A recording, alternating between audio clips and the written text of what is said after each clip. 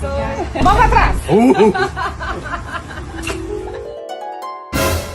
Fala, seus mal diagramados! Primeira semana das Olimpíadas de Paris veio recheada de polêmicas, emoções e muita torcida, não só para os nossos atletas, mas para que os adversários se fodam. Não tem dado muito certo, é verdade. Mas devo agradecer a todos que mandaram vibrações negativas para as adolescentes do skate e da ginástica artística. Eu posso ser cético, mas tenho certeza que você, aí de Macaé, Bebedouro e São Tomé das Letras, influenciou para que um ginasta chinês caísse de cabeça durante uma apresentação no solo. Só que Jogos Olímpicos não são apenas sobre competições e rivalidades, são também sobre política. E claro que esse elemento seria disputado e apimentaria o velho campeonato de virtuosismo moral das redes sociais. Logo na abertura, uma cena com drag queens, gays e uma criança deu o que falar e foi acusada de blasfemar o quadro A Santa Ceia de Leonardo da Vinci, que na real nem era a inspiração para a apresentação. Milhões de direitistas que não pisam numa igreja desde quando foram batizados, como Elon Musk e a turma do MBL, reclamaram da profanação dos símbolos cristãos. Pré-candidata a vereadora pela União Brasil, Amanda Vettorazzo chegou a culpar a paródia pela falta de luz na capital francesa, como se Deus tivesse mais incomodado com um homem gordo pintado de azul do que com Israel massacrando inocentes no Oriente Médio. E falando nessa guerra, teve casal sionista tomando invertida de um torcedor belga quando tentaram censurar qualquer comentário crítico a Israel durante uma entrevista que inicialmente era apenas sobre esportes, mas que terminou com o querido não só exigindo liberdade para a Palestina, como salvando a honra da camisa da CBF, que há anos só era vestida por Karens e brochas idênticos a essa duplinha histérica. E nesta semana tivemos ainda Jorginho Melo apalpa a bunda de Michele Bolsonaro. Brasil vive pandemia de covers do Milei. Nicolás Maduro desafia Elon Musk para a porradaria. E Marcos Mion passa vergonha ao comentar sobre Olimpíadas. Tudo isso e muito mais você vê agora no Piores Vídeos da Semana.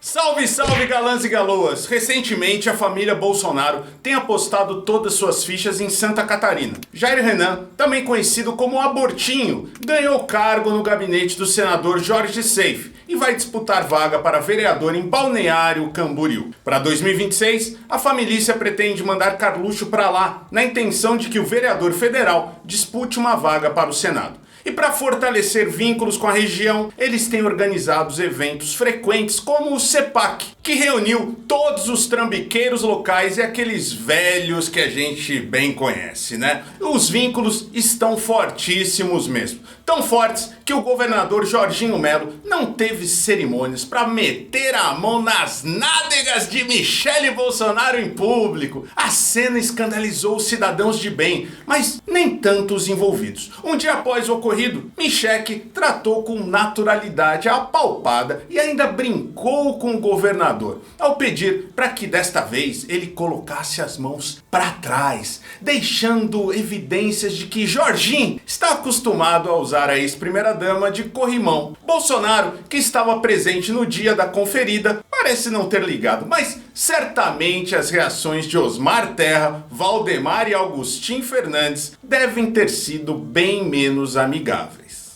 Obrigada, doutor. Mão pra trás! O ex-presidente deu pouca atenção à apalpada do governador porque estava mais preocupado com outros hábitos em que também é especialista, além de ser corno. Quais? Espalhar desinformação e fazer papel de ridículo. Nas convenções do PL, precisou lidar com o tipo de doido que cultivou como eleitor e foi obrigado a se encontrar com uma figura que atende socialmente pela alcunha de Milei de Floripa. Sim, um ser humano adulto achou razoável andar pelas ruas fazendo cosplay do presidente argentino e usar o sobrenome dele para criar um personagem no Instagram. Para completar a tragédia, só falta ser eleito como vereador, e eu aposto que vai. E se fosse só ele que tivesse entrado nessa ideia estapafúrdia, tava até bom. Em São Paulo, Paulo Cogos, que também se inspira em Milei e é pré-candidato a vereador, reuniu mais 2 covers do político para se apresentar em público numa cena surrealista que para mim é muito mais agressiva e problemática do que Santa Ceia com drag queens, travestis e cheiradores de cola. Além desse encontro inusitado, inclusive para o mito, que não esconde a tristeza no olhar, por só atrair degenerado mental pior que ele, o inelegível aproveitou a presença no Sul para dar entrevista à TV Pampa e dizer que a região Nordeste representa tudo o que há de pior no Brasil. O que para mim é uma atitude que ele deveria repetir mais vezes. Nada melhor como estratégia política que se autossabotar justamente numa região que já prefere o seu principal oponente. Continue a pavimentar o caminho da reeleição do Lula. Como há um fluxo migratório no Brasil do Nordeste para cá, ou para o Sudeste, ou até para o Centro-Oeste. Ou seja, o Nordeste, que tinha que ser a melhor região do Brasil, é a pior região em todos os aspectos que você possa imaginar. Eu não posso entender se vem um nordestino para cá, para o Rio Grande do Sul, que saiu de lá por falta de oportunidades, vir para cá para votar em candidatos do PT, PCdoB ou PSOL. Então isso aí tem que ser estudado, esse cidadão aí. E apresente um vídeo, eu atacando o nordestino, não tem.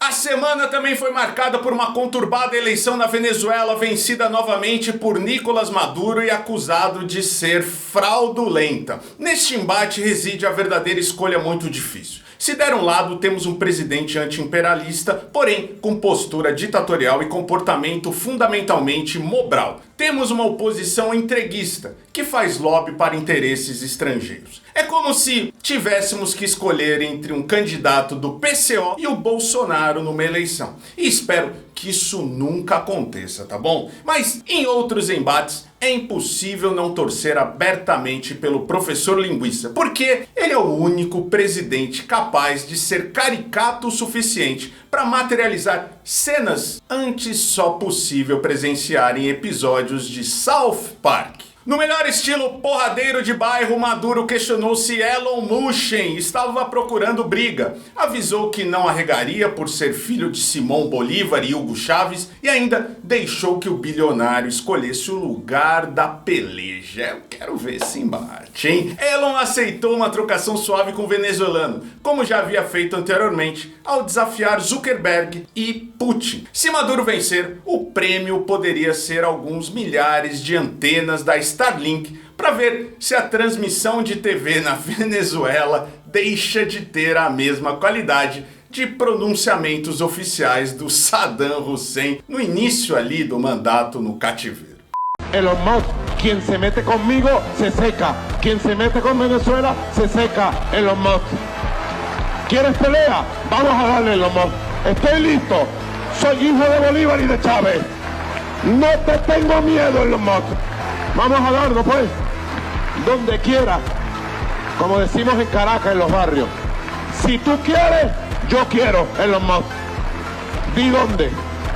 Em qualquer lugar do mundo que estiver, tenha certeza de uma coisa: você encontrará um casal composto por uma Karen tingida de loiro com a raiz por retocar e um óculos com lente de para-brisa de Corsa e um senhor semicalvo que não aguenta subir 2 lances de escada sem ficar ofegante procurando algum tipo de encrenca. Para manter a tradição, nas Olimpíadas de Paris isso já aconteceu. Enquanto dava entrevista para a TV e apenas comentava resultados esportivos, um turista belga foi interrompido por um marido e mulher nesse padrão. Os dois pediam para que ele não fizesse observações sobre a política de Israel, o que ele nem estava fazendo. Mas os dois foram tão insistentes e inconvenientes que o homem foi obrigado a pegar sua corneta e começar a cantar Free Free Palestine para deleite do meu clone que está ali atrás do mano e caiu na gargalhada. Apesar de parecer parente do Marcel Van Hatten,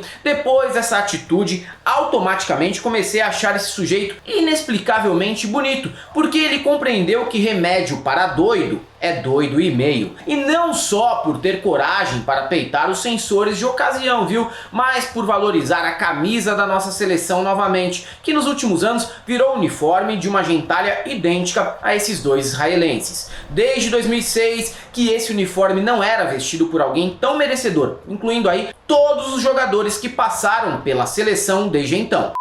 And what do you think about the game? I thought it was a good game. I thought in the beginning Israel was better, but now Mali is is destroying them. I think Israel is not bad. Israel is not bad, but I think Mali is going to destroy them today. No, I'm just talking about football. I'm just talking about football. Free Palestine! Free Palestine! Free Palestine! Free Palestine!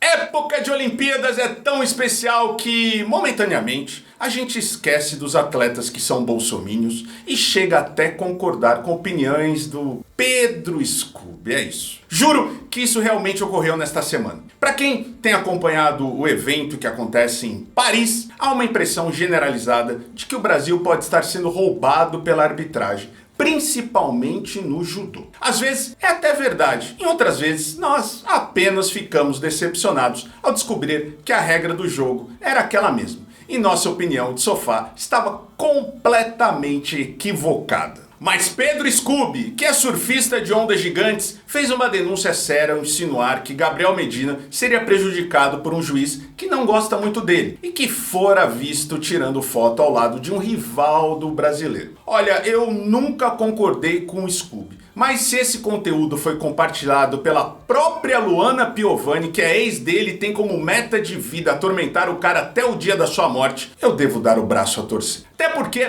a denúncia fortalece meu conspiracionismo olímpico, né? O que nunca é conspiração é a capacidade do brasileiro em criar novos golpes. Logo após Rebeca Andrade ganhar o bronze por equipe, um golpista se passou pela ginasta para pedir dinheiro nas redes sociais. E era capaz de alguém cair. Se recentemente teve gente acreditando que Lewis Hamilton esqueceu a carteira no cockpit do carro e idosa dando 200 mil para falso Arnold Schwarzenegger, confiar que atleta olímpico tá precisando de grana é moleza, né? Aliás, outra coisa que representa tanto o brasileiro quanto o trambique é não ter cerimônia para torcer contra os adversários. Isso vem desde a tenra infância, como as ginastas da primeira escolinha de Rebeca, que vibraram quando uma atleta chinesa caiu da trave. Eu não vou negar, eu também. E ensinei o meu filho a ser assim também. Me cancele, tô nem aí. Lá em Tóquio, teve um juiz que deu as notas mais altas para os adversários do Medina e as notas mais baixas para ele nas baterias. E esse cara está aqui de novo. Recebo no WhatsApp uma foto dele abraçado ali com Ethan, que é o cara que, se passar e se o Medina passar, eles podem cair juntos na semifinal.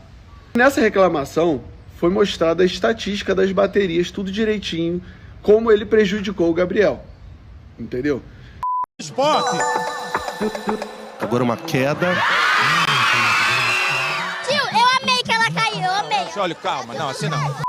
Claro que nesses momentos todo mundo quer bancar o especialista em diversas modalidades de esportes, comentando a imperfeição de um movimento Chukahara ou duplo twist carpaccio, mesmo sem ter a menor ideia do que se trata. É natural, de 4 em 4 anos, todos incorporamos a Georgette Vidor, o Bernardinho e o Larry Passos para cornetar esportistas enquanto cultivamos nossos portes atléticos, passando o dia no sofá à base de cerveja puro malte, amendoim, ovo de codorna e provolone. O problema é quando um comunicador responsabiliza com ares de denuncismo o governo federal pelo fato do Brasil falhar em diversas modalidades. Não, Desta vez, o mala arquetípico que meteu essa não foi nem o Thiago Leifert e nem o pilhado, mas Marcos Mion, que nunca havia se importado com esporte na vida até agora. Em um vídeo de 5 minutos, o apresentador do programa mais sem sentido da Globo insinua que a culpa é do Lula, que não investe em esportes e que isso gera resultados insatisfatórios nas Olimpíadas. Mion diz que chegou a essa conclusão após consultar o confiável site salários.com.br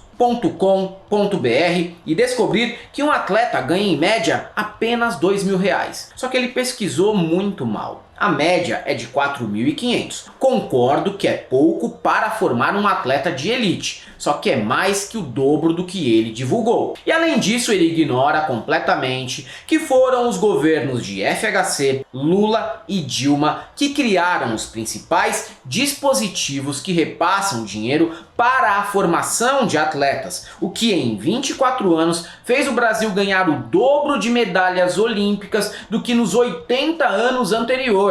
Pode estar longe do ideal, mas ao contrário do que ele quis insinuar, o êxito no esporte não é fruto apenas de incentivo da iniciativa privada e meritocracia. A iniciativa privada, aliás, só cola junto dos atletas quando eles começam a apresentar resultados positivos. Pergunta para Raíssa quantas marcas estavam com ela quando era apenas uma criança caindo de skate em Imperatriz do Maranhão. Malemar uma padaria local liberava um pão na chapa com Nescau na faixa, só para ela, para a família já era demais também. Com a repercussão negativa, Mion vestiu o outfit do vacilo para pedir desculpas e dizer que não imaginava que politizariam uma declaração altamente politizada. O cara tem certeza que por não se comunicar de forma agressiva, a maneira da fala importa mais que o conteúdo. Subestima a inteligência do povo e aposta que a gente esqueceu que ele foi posar para fotinho ao lado do mito, presidente que tirou muita grana do esporte para esse ciclo olímpico, mas que o apresentador nunca vai ter coragem de criticar ou cobrar. Tá me partindo o coração ver os nossos atletas olímpicos pedindo desculpas por não terem ganhado medalha, por terem perdido. Se alguém tem que pedir desculpas é o nosso governo, que não construiu um histórico, não construiu uma tradição de investimento no esporte. Não vocês. Aliás, eu fui checar, tá, para ter embasamento no que eu estou falando, e a média de salário de um atleta no Brasil em 2024 é de R$2.000 por mês no site salário.com, tá? E para pensar, sem quase nada de investimento, o cara ganha medalha olímpica contra os melhores do mundo. Esse vídeo é um complemento ao vídeo que eu fiz falando sobre a falta de verba, de incentivo e de reconhecimento aos nossos atletas. Como eu condicionei essa atual condição ao histórico do governo brasileiro, eu abri precedente, sem querer, para uma disputa política. Eu cometi um erro. Eu falei assim, o nosso governo tem histórico. Obviamente eu estava me referindo ao nosso governo brasileiro, mas os gladiadores políticos da internet viram a brecha, tiraram de contexto e interpretaram que eu estava falando do nosso governo atual.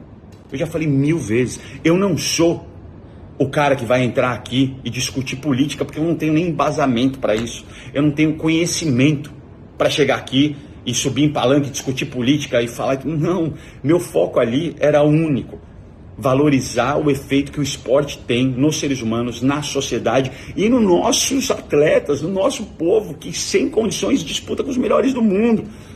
Não tem nada a ver com política, com partido político, não tem a ver com direita, com esquerda, com governo A, com governo B, não, eu estou falando do histórico do governo brasileiro desde sempre.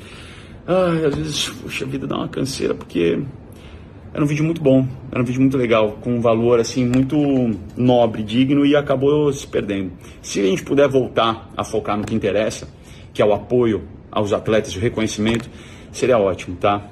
Está cada dia mais difícil para os Minions sustentarem a ideia de que Nego Di é um perseguido político, espécie de Assange gaúcho que resolveu peitar o sistema. Essa narrativa já caiu por terra quando descobriram que o suposto humorista havia doado um total de R$0 para as enchentes do Rio Grande do Sul após alardear que tinha feito um pix de R$1 milhão.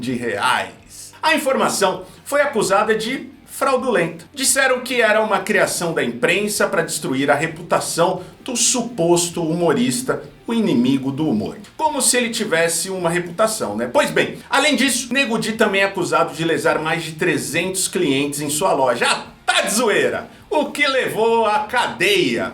E agora surge um áudio em que ele confessa o calote e traça um plano para ressarcir o dinheiro só de algumas pessoas. Fala, Matias! Eu quero meu dinheiro de volta. Você comprou na Tá de Zoeira? Mas o quê? Um ar-condicionado? Porque a casa é muito quente? Eu tenho ar-condicionado portátil. O daqui não funciona. Esse estava na promoção. Ah, não funciona. Tava barato, óbvio. Você recebeu? E as parcelas já estão acabando. Comeu de cartão? Ah, aí tá de brincadeira. Mas como sempre acontece na extrema-direita, pode ter certeza que logo aparece alguém suspeito, tipo Carlinhos Mendigo ou Monark, para dizer que na verdade esse áudio do Nego Di foi manipulado com inteligência artificial e é inocente. Duvidam? Bom, pois não duvide, porque lá nos Estados Unidos, lá na Romênia, os irmãos Andrew e Tristan Tate também são vistos como homens corajosos que combatem o sistema e são perseguidos mesmo depois do que foi comprovado que eles estão ligados ao crimes de tráfico humano, estupro e formação de quadrilha. O bom é que essas figuras públicas sabem do potencial de jumentice de seu público e sabem que basta acenar para uma pauta reacionária para conquistá-lo de novo. Nesta semana, a duplinha de Red Pill saiu às ruas da Romênia para reclamar da famigerada Santa Ceia Drag da abertura das Olimpíadas de Paris, com um discursinho religioso cheio de clichês. E o mesmo gado que defendeu Nego Di aplaudiu esse espetáculo grotesco promovido por duas das pessoas mais lixosas do mundo. É isso aí, não muda nunca. Aqui e lá é tudo a mesma merda. Não é novidade pra ninguém, eu não vou conseguir ressarcir todas as pessoas, né? Preciso fazer uns estornos estratégicos assim a fim de acabar com manifestação e incômodos assim. Então eu queria ver se tu tinha mais ou menos uma relação de uns 10 mais assim, que tipo tu acha, esses aqui pagando vai dar uma boa amenizada e tal.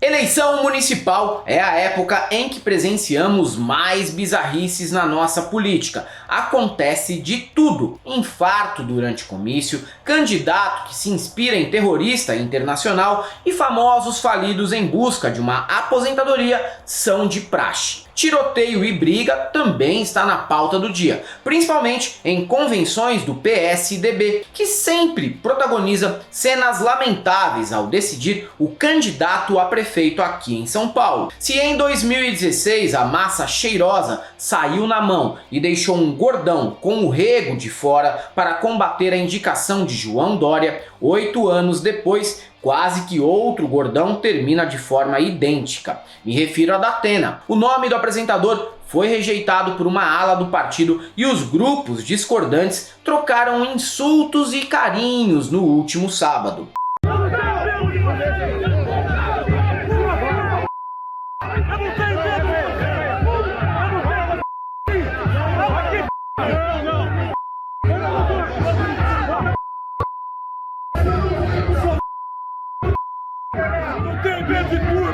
E essa cena toda pode não servir para absolutamente nada, porque eu tenho certeza que o Datena só manteve a candidatura por mais tempo desta vez para pressionar a Band a dar um aumento maior e contratar 2 sobrinhos dele para o jornalismo. Quando os Saad aceitarem, aí ele cai fora. Já na luta pela reeleição vale tudo, inclusive peitar gigantes do entretenimento mundial e exibir cópia pirata de filme que ainda está no cinema em praça pública. Foi o que fez Antônio Almeida, prefeito pelo MDB em Acopiara, no Ceará. Sem receio de infringir o artigo 184 do Código Penal, ele exibiu divertidamente 2 para o povo da cidade e ainda registrou esse momento de ousadia e alegria. Não vou negar, achei a atitude bem subversiva. Num país que só tem cinema em cidade grande e que só exibe filme de herói, tem mais é que violar direitos autorais mesmo. Em 2024, meus votos são de Kamala Harris e Antônio Almeida.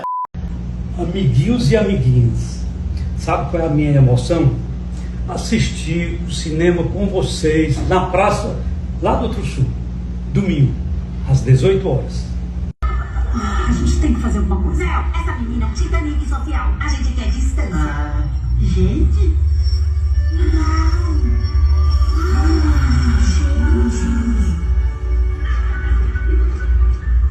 Se você chegou até aqui e gosta do nosso trabalho, pense em nos apoiar. Aqui tem o Seja Membro, tem o Apoia-se, tudo no primeiro comentário, hein? Dá uma chegada lá. Tem o nosso Pix, nossa conta corrente, nosso PayPal. É muito importante que você possa nos colaborar e fazer com que a Galanceios continue sua trajetória por mais alguns anos. Você também nos siga nas outras redes sociais, TikTok, Facebook, Instagram e X, Twitter. E se você é um desses que, assim como o Matias, comprou na loja Tá de Zoeira do Nego Di, eu só tenho uma coisa pra te dizer: não passarão.